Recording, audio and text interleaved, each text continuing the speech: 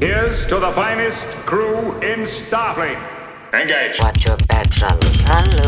I'm Captain Janeway of the USS Voyager. Captain Janeway of the USS Voyager. Welcome to the Greatest Generation. It's a Star Trek podcast by a couple of guys who are just a little bit embarrassed to have a Star Trek podcast. I'm Ben Harrison. I'm Adam Pranica. I was buying a bottle of champagne today because this is a Quarks Bar episode and I needed a bottle of champagne to drink during the episode. And I was running behind. I ran into the store. I grabbed the first bottle that seemed like it wouldn't be bad. And the ladies working the counter were like very impressed with my level of just shoot from the hip, grab the champagne and take it to the cash register. And they said, wow, what's the occasion?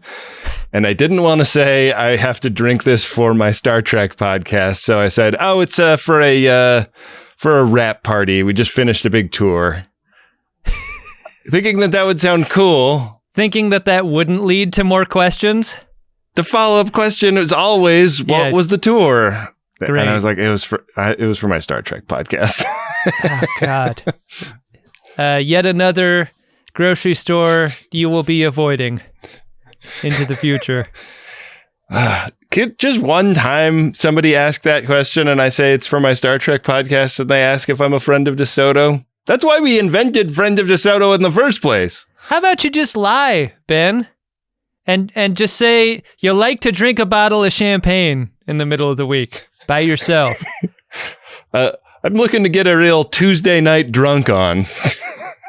Yeah, a real ice pick style hangover on a Tuesday before I even go to bed. Well, it's also a Code47 episode, Adam, and we have a bunch of packages here, a bunch of verified packages. We hope we have so. a kind of a trust but verify relationship with the Friends of DeSoto these days. Sure. Captain, I'm sorry to disturb you. I'm receiving a Code 47. Verify. It is Code 47, sir. Starfleet emergency frequency. Captain's eyes only. This first one is a little. The lady at the post office, I could tell, regretted giving it to me because she said it didn't have enough postage on it. Oh. She took one look at it and she said that doesn't have enough postage on it to get to you. And I was like, well, it's here. Have it. It's in my hand. And she was like, yeah, I guess so. You're definitely the one that should be scolded, the receiver of the letter. As if it's your fault. And I know how deeply you felt the responsibility for that, even though it wasn't your fault. Oh, yeah. I mean, that's just my way. That's mean. Yeah, I was, when we were at San Francisco Sketchfest, which is now a few weeks ago as of the release of this, a couple of my suitcases got stolen out of the back of my dad's car, and he was like, God, I was just so arrogant to leave the car unlocked when I ran into the house to get one last thing. And I was like, man, I wonder where I got this from. Did you scream, God damn it, and a bunch of expletives and start stomping around? Because then I'd believe it. We've got a letter here, Adam. By the way, we're going to try a little thing of releasing just the video of us opening the presents on YouTube. So if you don't already follow our YouTube channel and would like to see all this stuff, you can go check it out there. It's a great new idea that Wendy had for this segment. Dear Adam and Ben, my wife and I got into TNG during COVID lockdowns, and since then we try to watch an episode a week. Right now we are on season 6 of Voyager. Around the time we started, my buddy introduced me to the podcast, and since then, I've binged from the first episode to now. I don't dread Mondays anymore, now that I have you two making crass Star Trek jokes and breaking down my now favorite sci-fi series. In April, I was able to travel to Toronto to visit my friends, one being the same friend who introduced me to the show, and together we went to the Great Hall Show. It was a whale of a time. Drinks, laughs, king slice pizza, passing out on the GO train. What more can you ask for? Sometimes I find myself chuckling in the office, thinking of the milk sequence. Oh, yeah. Love the Great Hall. This October, our city held its yearly comic-style pop culture con after being on hiatus for a few years because of COVID. This year, a local antique shop had a booth that was primarily Star Trek collectibles, I was originally there searching for a next-gen replica communicator badge, but spotted binders of Trek CCGs, and lo and behold, there was a Natty Jaeger for sale. I did not find the communicator badge that day, but instead walked away with a different treasure. I figured I'd send it your ways. May you two fight to the death over it using only two-fisted overhand punches at Vasquez Rocks. The winner shall earn the prize of a natural Jaeger, which will promptly be slotted into a 3-ring binder and shoved into a closet to collect dust till the inevitable need space yard sale. Thanks again for the laughs, Brandon. And what Brandon has included, I'm trying to keep Brandon's address off camera. In this very jazzy bag is indeed, Adam, a natural Jaeger. Wow, with the foil and everything. With the foil and everything, and was there a price on that? Because that can go for hundreds of dollars on eBay. Much like the gun show loophole here in the U.S., if there's a Jaeger show loophole in Canada where you can buy a Jaeger at a price lower than $100. That's really got me thinking. I never thought I would see one at a convention, so I've never really looked, but now I will. Got to keep the bubble going. This is great. I don't think I have my own Jaeger, so since Adam owns the lion's share of all Jaegers everywhere, I think I'm going to hang on to this one, and he can try and come and wrench it out of my cold, dead fingers if he wants. Well, contractually, we've always said that ownership and voting rights to Uxbridge Shimoda LLC had to do with how many natural Jaegers each of us possessed. So I believe we're at like 38-1. This next one is from Chicago, Illinois.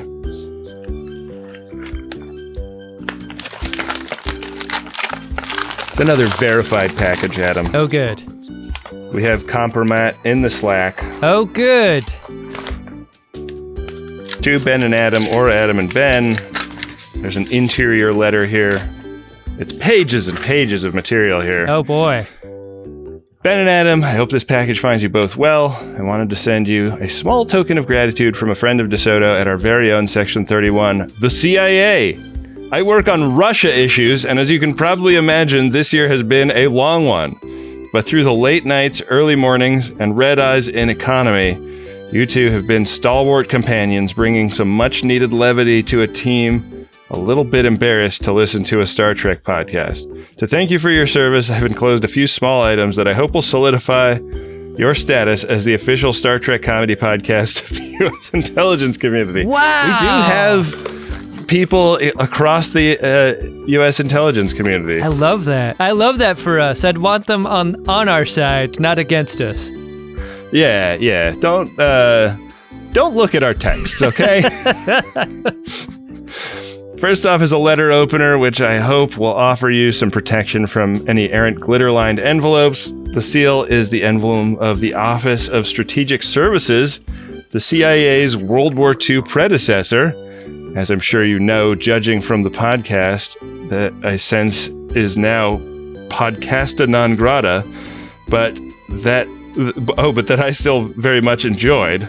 The OSS was our first foray into intelligence, which, much like these first episodes of TGG, there's much pride to be had in the achievements of the glorious amateurs.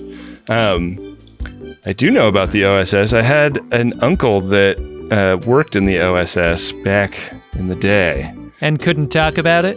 Or talked about it a little bit with you? I found some things out about it. Also, the logo of the United Nations. Here's a weird one.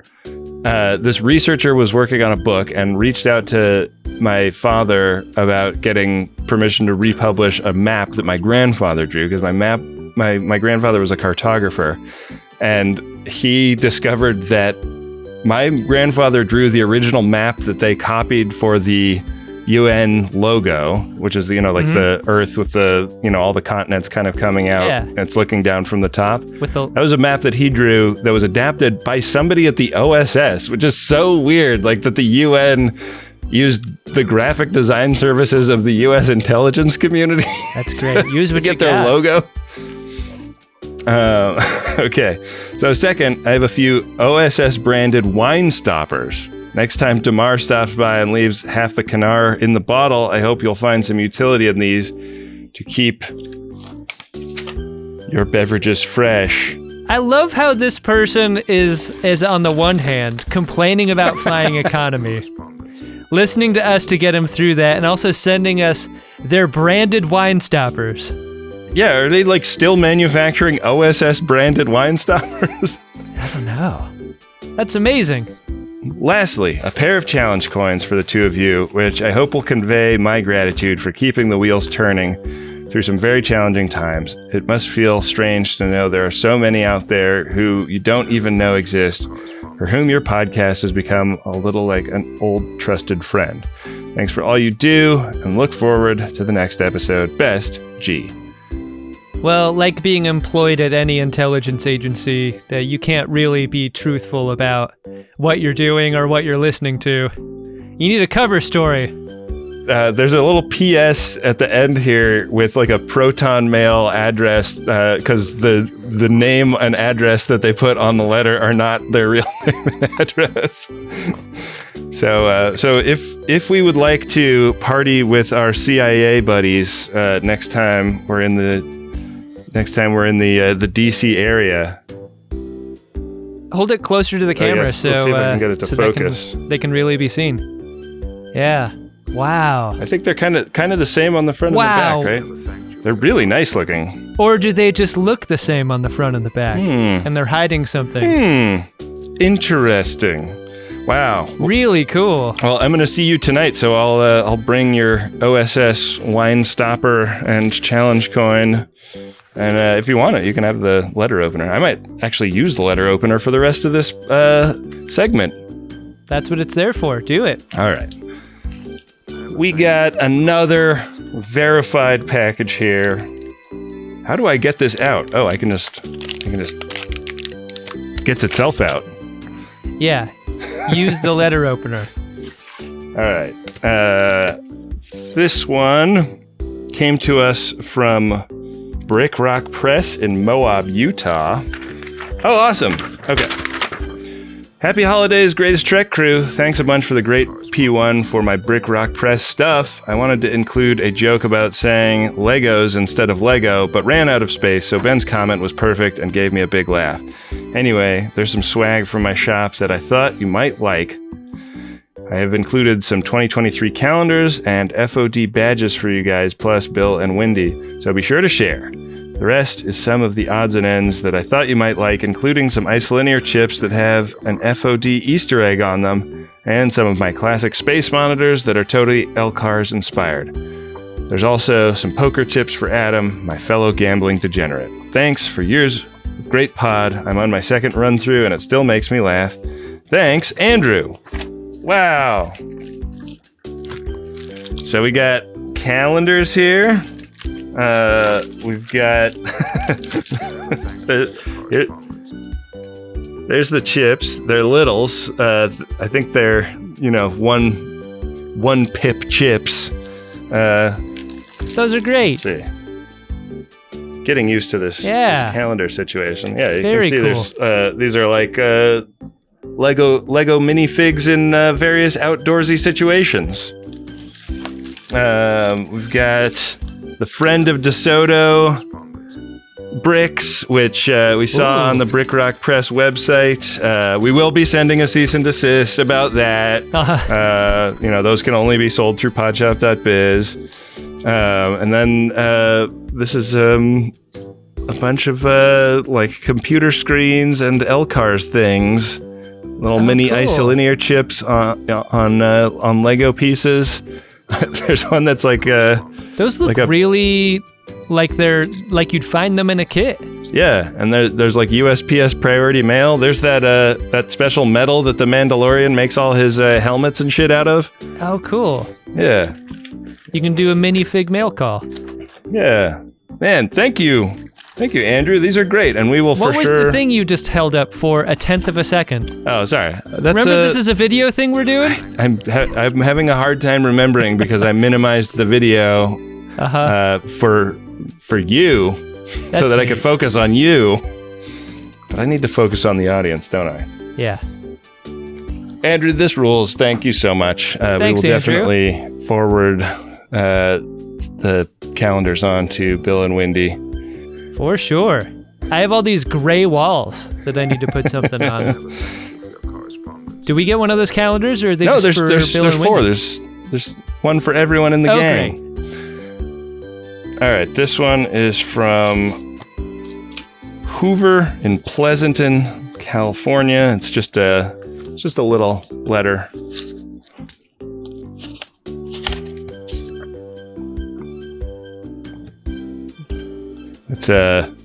It's a card. It seems to be a Commander Data-like person, perhaps with their dick in a box. It says, "Hope your holidays are fully functional in every way."